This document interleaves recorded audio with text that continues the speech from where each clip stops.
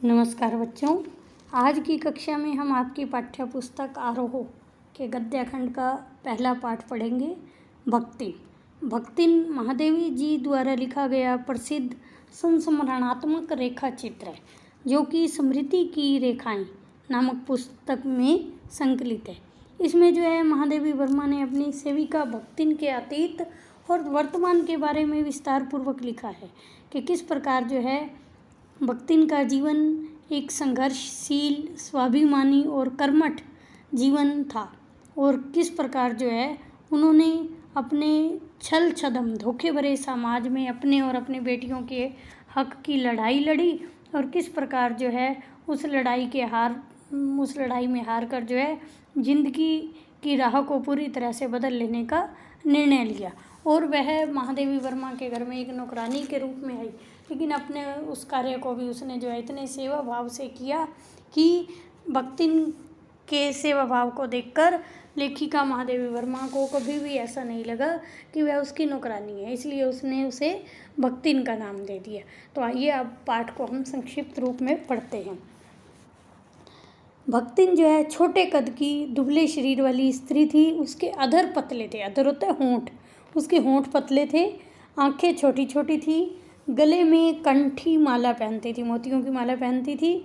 उसका नाम लक्ष्मी था, लेकिन उसने अपनी स्वामिनी से महादेवी वर्मा से प्रार्थना की कि उसके नाम का ये प्रयोग न किया जाए, क्योंकि उसे लगता है कि उसमें लक्ष्मी जैसा कोई भी उसका सौभाग्य नहीं है, सौभाग्य का सूचक नहीं है उसका नाम, इसलिए वह अपना यह नाम छिपाने का प्रयास करती है।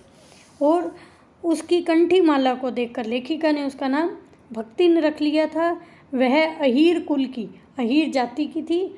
सेवा धर्म में वह हनुमान जी से भी स्पर्धा करती थी। स्पर्धा करना होता है होड़ लगाना, कि वह अपने सेवा धर्म को इतना अच्छा निभाती थी कि उसको जो है लेखिका ने किसके समान बताया, हनुमान जी के बराबर।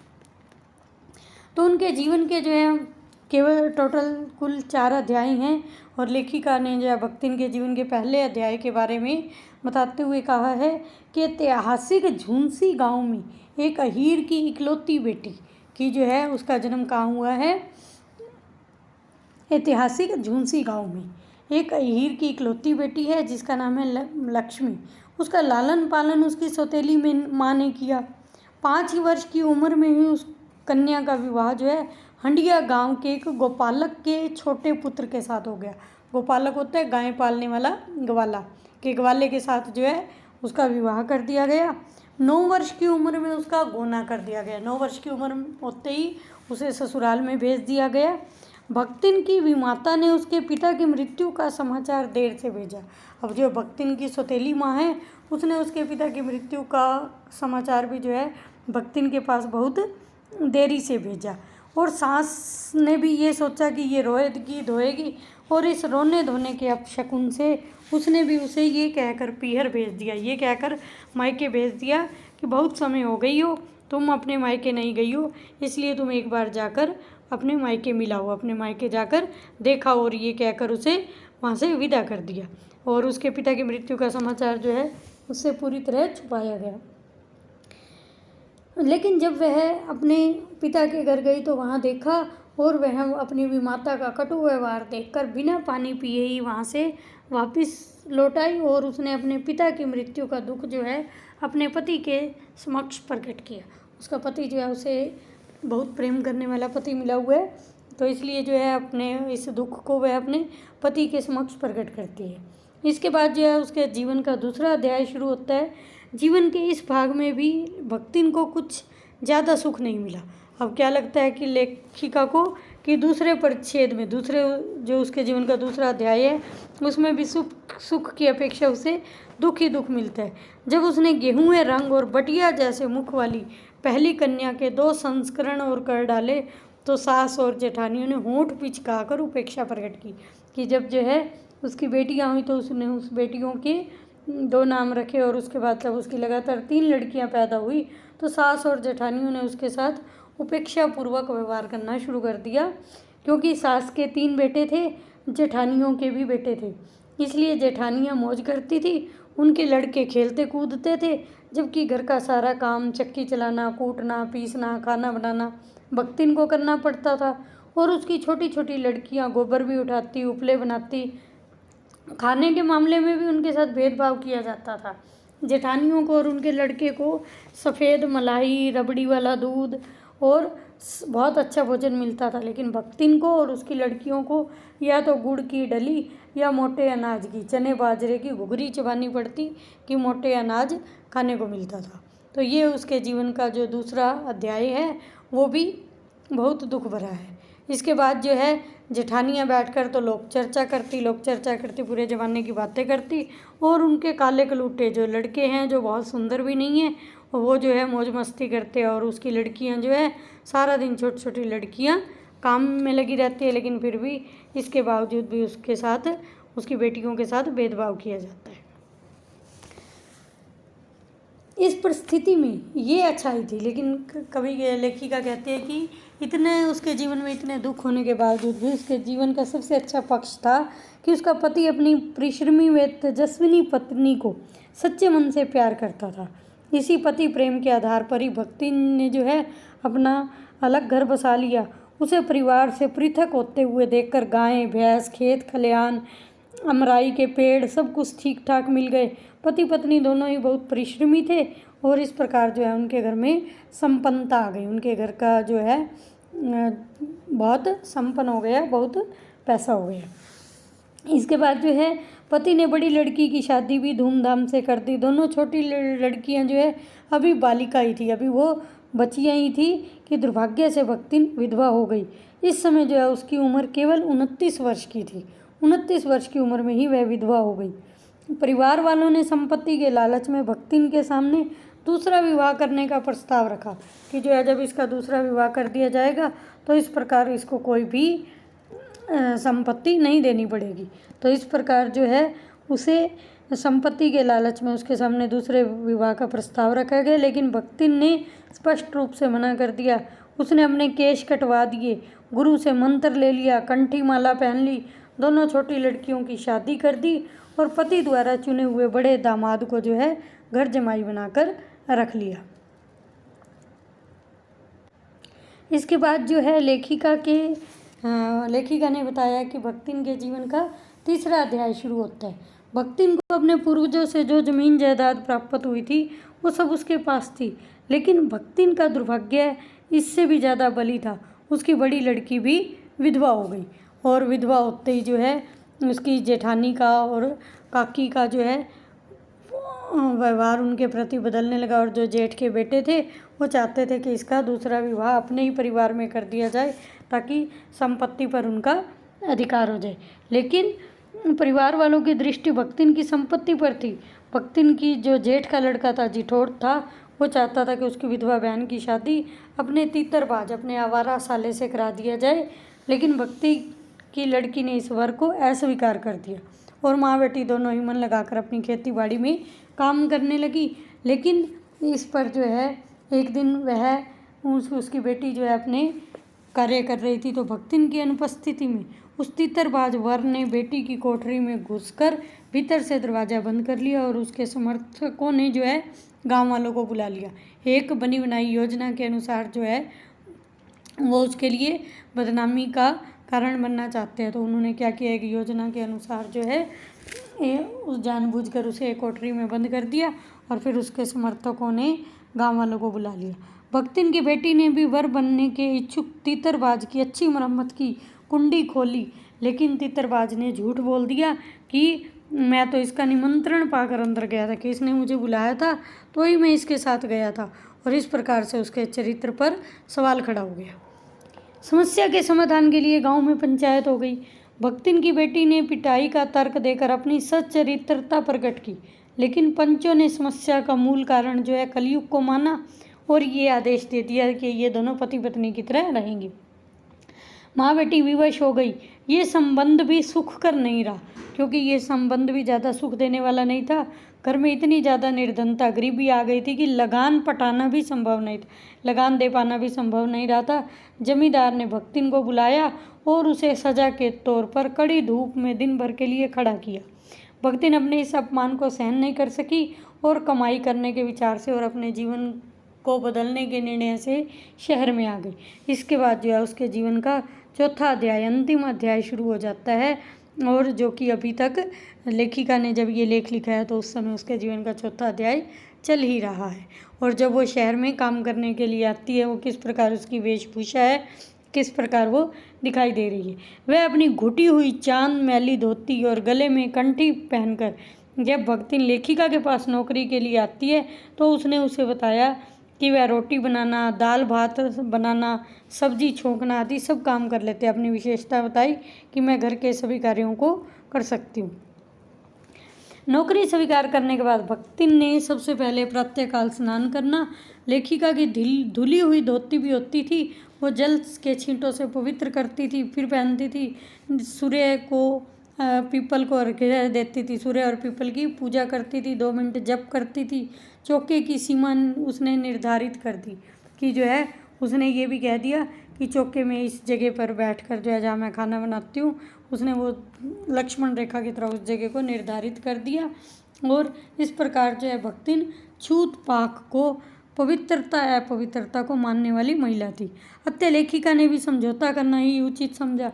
वो भी नाई के उस्त्रे को गंगा जल से धुलवा कर ही अपना मुंडन करवाती थी और खाना बनाकर ऊपर के आले में उसके लिए रख देती थी, लेखिका के लिए। भक्तिन द्वारा बनाया गया भोजन एक ग्रामीण अहीर परिवार के स्तर का होता था, क्योंकि लेखिका के पास जो है भक्तिन आई है तो वो अहीर जाति की है, और उसी प्रकार उसका जो खाना बनाने का ढंग है वो भी उसी प्रकार से है, भोजन बनाने का तरीका जिस प्रकार अहीर जाति में खाया जाता है। इसलिए वह कोई सब्जी ना बनाकर केवल दाल बना देती थी, मोटी मोटी रोटियां सेक कर रख देती थी। लेखिका ने जब एक बार इस भोजन के प्रति प्रश्नवाचक दृष्टि से देखा तो भक्तिन ने लाल मिर्च और अमचूर की चटनी और गांव से लाए हुए गुड़ का प्रस्ताव रख दिया। घी और गुड़ से अरुचि होने के कारण लेखिका ने इसी दाल से एक रोटी खा ली और विश्वविद्यालय की राह पकड़ ली, क्योंकि वे विश्वविद्यालय में एक प्रोफेसर है, लेक्चरर है। तो इस तरह से जो है वो अपने कॉलेज में चली जाती है।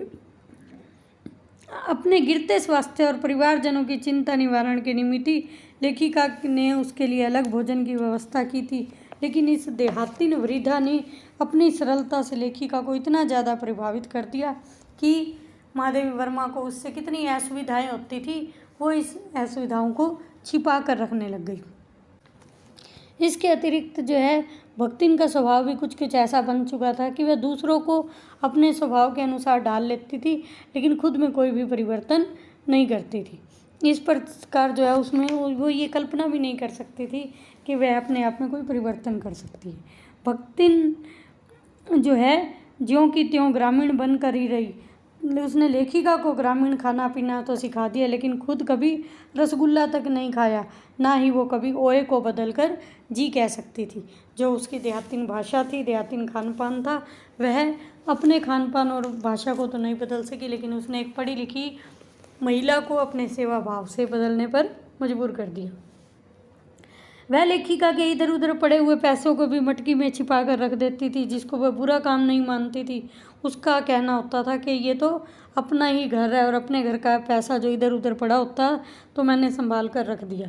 वह अपनी मालकिन को प्रसन्न रखने के लिए ये बात को बदल भी देती थी, तो उसको झूठ नहीं मानती थी, अपनी बातों को शास्त्र सम्मत, शास्त्रों के अनुसार मानती थी कि शास्त्रों में ऐसा लिखा हुआ है। इसके लिए वो अनेक प्रकार के तर्क भी देती थी। लेखिका ने जब उसको सिर मुंडवाने से रोका तो उसने कहा, तीर्थ गए मुंडाए सिद्ध, कि तीर्थ भी तभी सफल माना जाता है जब सिर मुंडाया जाता है। तो वो स्वयं पढ़ी लिखी नहीं थी और हस्ताक्षर करना भी नहीं सीखना चाहती थी। उसके पीछे भी उसका तर्क ये था कि मेरी मालकिन दिन भर पढ़ती है और अगर मैं भी पढ़ने लग जाऊंगी तो घर के बाकी के काम कौन करेगा। इस प्रकार जो है वो प्रत्येक वस्तु में अपना प्रत्येक। भक्तिन को इस बात का भी गर्व था कि उसकी मालकिन जैसा काम कोई नहीं कर सकता, क्योंकि उसके कहने पर उत्तर पुस्तकों के परीक्षण कार्य में भी कोई भी मालकिन को सहयोग नहीं कर सकता था जो कि वह करती थी। कभी वह उनकी उत्तर पुस्तिकाओं को बांध कर रख देती थी, कभी उनके अधूरे चित्रों को कोने में रख देती थी, कभी रंग की प्याली धोकर रख देती थी, कभी चटाई को आंचल में झाड़ देती थी और उसे लगता था कि मैं ये सहायता करते अन्यों की अपेक्षा जो है मेरा ये विशेष कार्य है। वह सोचती थी कि दूसरे तो जो है इस प्रकार की सहायता की हिम्मत तक भी नहीं करते। लेखिका की किसी भी पुस्तक के प्रकाशित होने पर वह बहुत प्रसन्न होती थी।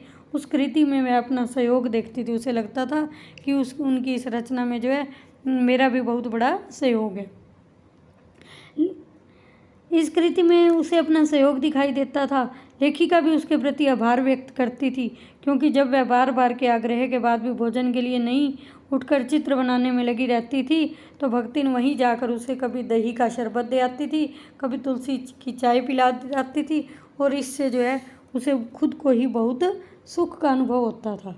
जब छात्रावास की रोशनी बुझ जाती थी, जब हॉस्टल में जो है सभी सो जाते थे, इसके बाद भी लेखिका के परिवार के सदस्य जो हिरनी सोना, क्योंकि लेखिका को जो है महादेवी वर्मा को पशु पक्षी पालने का भी बहुत अधिक शौक रहा है, तो उन्होंने अनेक प्रकार के पशु पक्षी पाल रखे थे और उन्हें अपने सभी पशु पक्षियों के उन्होंने नाम भी रख रखे थे।